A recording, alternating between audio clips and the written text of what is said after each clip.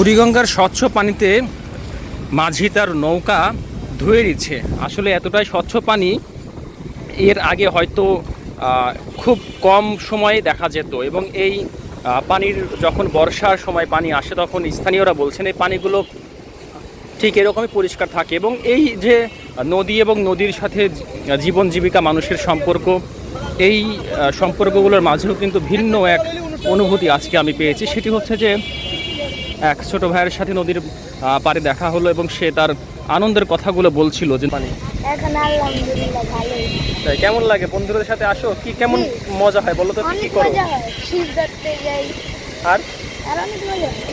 Trawler আসলে trawler ধরি, আর আর কিছু এই বাস নৌকাতে লাগবে। সারা বছর থাকে না, মানে কি বছর পর পর পরিষ্কার হয়। আবার যখন পানিটা বাড়ে আমরা লাভ দেই, আলাদা গোসল করি। এবং এছাড়া আরও অন্যান্য শিশুরাও কিন্তু এখানে আসছে বেড়াইতে। তুমি এটা কি গোসল করো নদীতে? কেমন লাগে গোসল করতে?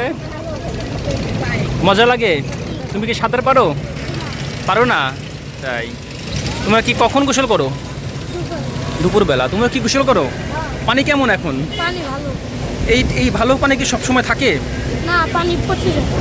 পানি পচে যায়, নোংরা হয়ে যায়, নষ্ট হয়ে যায়। এখন যে ভালো পানি আছে তোমাদের কেমন লাগে? বুঝুর একটা ভালো লাগে। তাই আর কি কি করো? শিব ধরতে যাই, আর তারপর রূপার যাই। শিপ ধরতে? মানে যাই। ও মানে সাঁতার দিয়ে তোমরা হচ্ছে জাহাজ ধরতে যাও? আবার রূপার যাই। ওই পারেও যেতে পারো? তুমি সাঁতার শিখেছো কতদিন আগে? শিখেছি আর 2-3 বছর আগে। 2-3 বছর আগে। এটা কে তোমার এটা আমার এক না? তাই আরেকজন কই গেল? অনেক জায়গায় রূপার যায়, এপারে আবার ডুব দেয়, কেউ সাঁতার জানে না। আচ্ছা, তুমি সাঁতার জানো? আমি জানি না। তুমি জানো না? না। তাই তুমি তাহলে কি করো এসে? আমি এখানে এসে ডুব দেই, এই ইডে ডুবে সঙ্গে। আচ্ছা, আর তোমার অন্য বন্ধুরা কি করে?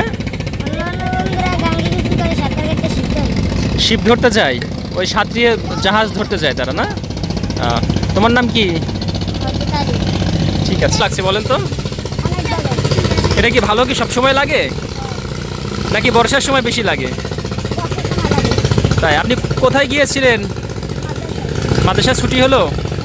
আপনি কি নদীতে গোসল করেন? আপনি কি নদীতে গোসল করেন? গোসল করেন না? ও আচ্ছা, ঠিক আছে। বাসে যাচ্ছেন? জি, যার নাম কি আপনার? জি, ধন্যবাদ। জি,